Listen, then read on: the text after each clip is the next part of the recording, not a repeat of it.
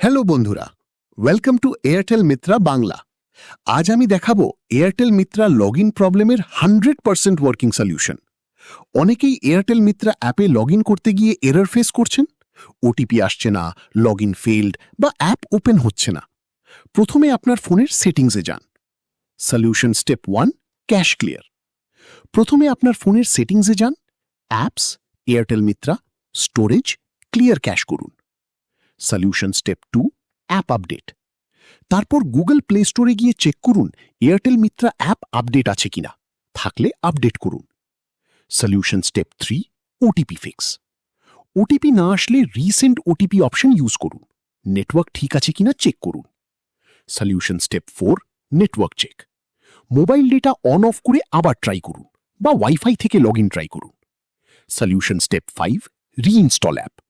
যদি তাও না হয় অ্যাপ আনইনস্টল করে আবার ইনস্টল করুন। ফাইনাল টিপ ইম্পর্টেন্ট, সার্ভার প্রবলেম হলে কিছু সময় ওয়েট করতে হবে। সব সময় ইউজারের প্রবলেম না, সার্ভার ইস্যুও হতে পারে। ভিডিওটা হেল্পফুল হলে লাইক করুন, কমেন্টে জানান আপনার প্রবলেম। আরও এরকম ভিডিও পেতে সাবস্ক্রাইব করুন।